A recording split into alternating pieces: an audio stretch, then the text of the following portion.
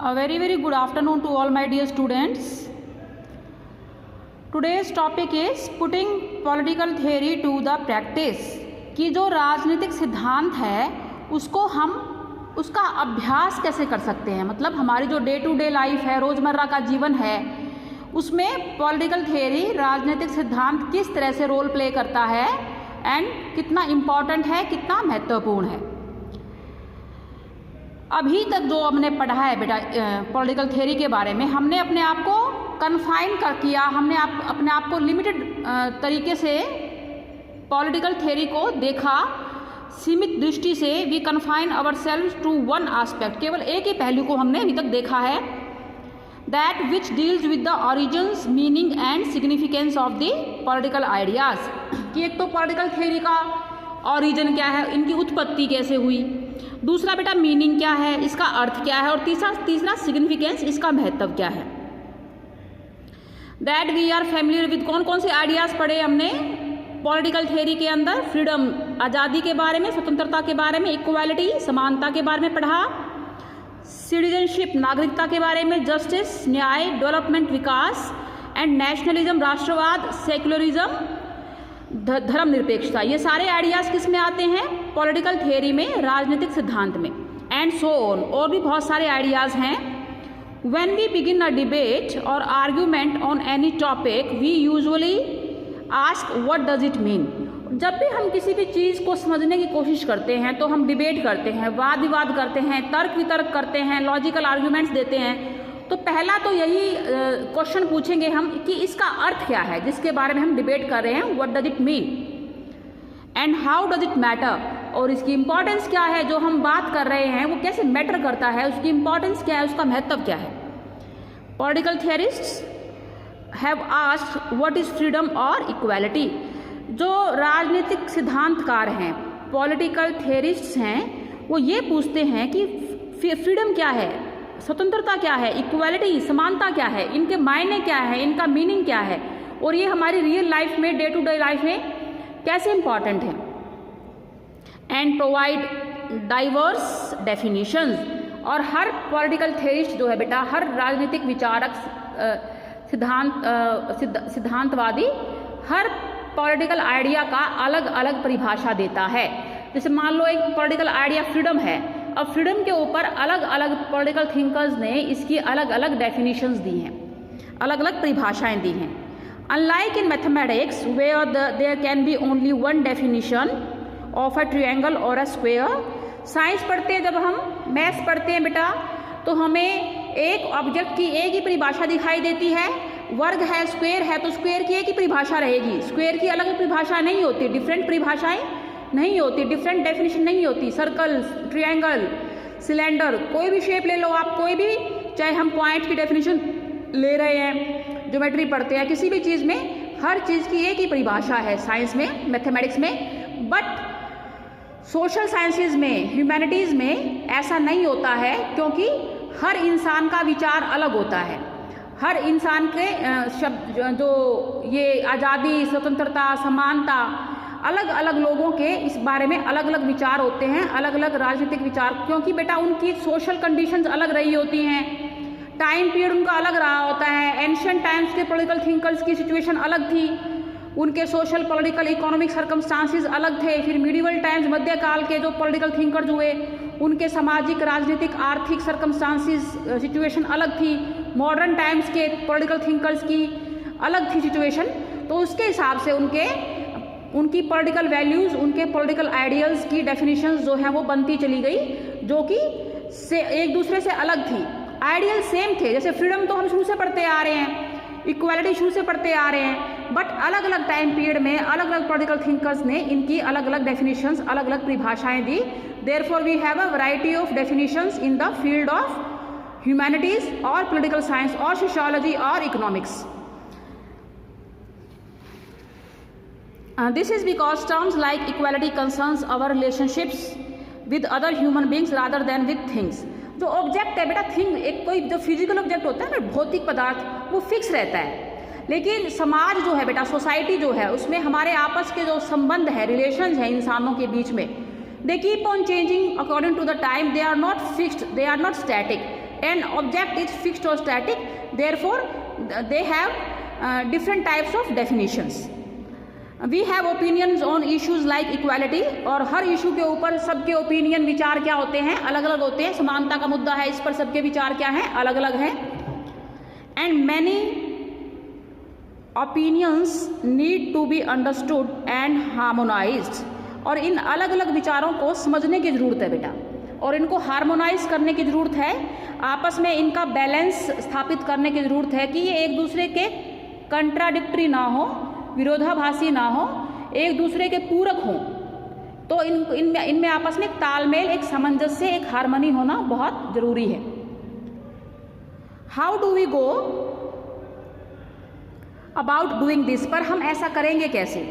Late us begin with our common experience of equality in different places.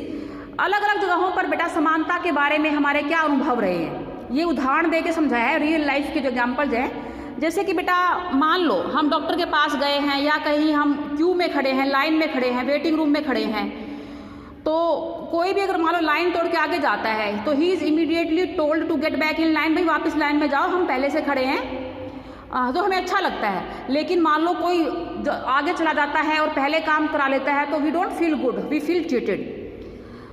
We resent this because all want equal opportunity to get goods। Underline करना बेटा इस बात को कि सभी के सभी चाहते हैं कि चीज़ों को प्राप्त करने के उनको समान अवसर मिले, सभी को, किसी को अननेसेसरी एडवांटेज ना मिले। And services, goods and services, चीज़ें भी और सेवाएं भी, for which we are paying, क्योंकि हम इन चीज़ों के लिए पे कर रहे हैं, वी आर कंज्यूमर्स, हम उपभोक्ता हैं। So we deserve to be treated well according to the justice। So when we reflect on our experience, we understand that equality means equal opportunity for all। So अनुभव के आधार पर हम सोचें तो हमें लगता है कि समानता का मतलब क्या है, सबको समान अवसर उपलब्ध कराए जाएं। At the same time, if there are separate counters for the old and disabled, अब मान लो बेटा जो बूढ़े हैं, वृद्ध हैं, और डिसेबल्ड जो फिजिकली चैलेंज हैं, शारीरिक तौर से जो अक्षम हैं, उनके लिए लेकिन अलग हम काउंटर्स और उनकी सुविधा के लिए मान लो मार्केट में रेलिंग्स लगवा दी हमने, so that they can move freely, stairs की बजाय। तो उनको एक स्पेशल ट्रीटमेंट उनकी नीड्स की वजह से देते हैं, because they have special needs. We understand that such special treatment may be justified, क्योंकि उनकी स्पेशल सिचुएशन है। Someone is old, he may not be able to use stairs, so railings लगवा दे वहाँ पे गवर्नमेंट सरकार, ताकि उनके लिए इजी रहे, और ये जस्टिफाइड भी है, ये न्यायोचित भी है। But we also notice every day that many poor people can not go to the shop और to a doctor because they have no money to pay. लेकिन बहुत सारे गरीब लोग अभी भी हमारे देश में ऐसे हैं जो जिनके पास चीज़ें खरीदने के लिए पैसे नहीं हैं, और डॉक्टर के पास जाकर अपना इलाज कराने के भी पैसे नहीं हैं। For goods and services, some of these people could be day labourers who are cutting stones और lugging bricks for long hours. जो बेटा दिहाड़ी मजदूर होते हैं, उनके पास फैसिलिटीज़ कम होती हैं। अगर हम सेंसिटिव हैं तो हमें ये अच्छा नहीं लगता कि कुछ लोग बेचारे अपने बेसिक नीड्स भी पूरी नहीं कर पाते, जो मूलभूत उनकी आवश्यकताएं हैं वो भी पूरा नहीं कर पाते। If we are sensitive, we come to realize that this is not good, ये अच्छा नहीं है, और people are not unduly exploited.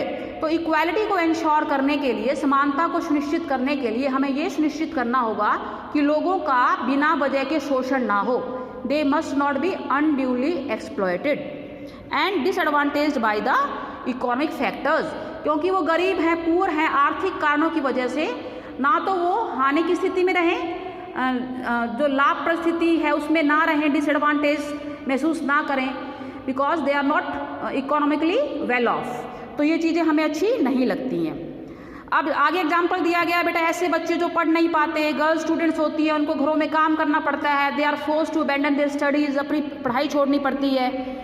सो हमें ऐसा लगता है कि गवर्नमेंट जो है, वी मे फील दैट जो राइट टू प्राइमरी एजुकेशन, सबको एक 8th क्लास तक बेटा प्राइमरी एजुकेशन है आपकी, बेसिक शिक्षा का अधिकार होना चाहिए, और गवर्नमेंट को इस बारे में काम करना चाहिए कि more and more children should go and attend the school.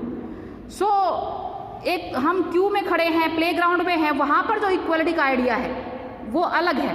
और जब सोसाइटी के अंदर हैं, हम जब गरीब लोगों को देखते हैं जो अपनी who cannot even afford their basic needs, वहाँ पर इक्वलिटी का आइडिया अलग है। तो सिचुएशन के हिसाब से बेटा यहाँ पर आइडिया मैटर करता है, क्योंकि सोसाइटी है, ह्यूमन रिलेशन है आपस में, और सिचुएशंस आर डिफरेंट। तो अकॉर्डिंगली आइडिया की डेफिनेशन क्या हो जाती है, डिफरेंट हो जाती है। So equal opportunity is not enough. जब बेसिक नीड्स ही नहीं है मान लो बेटा किसी की, आपको लगता है वो जिसके पास फैसिलिटीज़ हैं उससे कंपेयर कर पाएगा? उससे कंपेयर तो नहीं कर पाएगा वो। We must be enable to go to school और get help through proactive measures. हमें सबको स्कूल जाने का अधिकार होना चाहिए, सरकार सबके लिए सुनिश्चित करे। और प्रोएक्टिव मेजर्स, और ये सुनिश्चित करे बेटा कि फेयर डिस्ट्रीब्यूशन ऑफ रिसोर्सेज, जैसे जॉब्स हैं, नौकरियां हैं, डिसेंट वेजेस हैं, कि दिहाड़ी सबको न्यूनतम दिहाड़ी मिले कि अपना बेसिक नीड्स को फुलफिल कर पाए। सब्सिडाइज हॉस्पिटल्स, फूड है, एजुकेशन है, हेल्थ है, ये अफोर्डेबल प्राइसेस के ऊपर कि लोग, आम आदमी इसको अफोर्ड कर पाए। तो ये गवर्नमेंट की रिस्पॉन्सिबिलिटी है कि वो ये सब चीज़ें लोगों को अवेलेबल करा पाए, क्योंकि ये सारी की सारी बेसिक नीड्स हैं, बुनियादी ज़रूरतें हैं। This requires that some agency may be made responsible to ensure fairness. और इसका अर्थ ये है कि कोई ना कोई ऑर्गेनाइजेशन को ये जिम्मेवारी देनी पड़ेगी कि इन सब के अंदर एक फेयरनेस हो, एक ट्रांसपेरेंसी हो, और ये चीज़ें लागू की जा सकें। और स्टेट जो है, राज्य जो है स्टेट, उससे बेहतर एजेंसी हो नहीं सकती। Because why do we choose a government? हम सरकार क्यों चुनते हैं? For the welfare of the people by making policies which bring benefits to them, which leads to their upliftment socially, economically, politically। तभी हम पॉलिसीज बनाती है गवर्नमेंट। तो government is the best agency in this regard. So this is enough for today. I am giving you assignment on the basis of what we have studied today and what we studied yesterday। जो कल पढ़ा है बेटा, जो आज पढ़ा है, उसके हिसाब से मैं असाइनमेंट आज बनाती हूँ। Till then you enjoy reading this part of the chapter।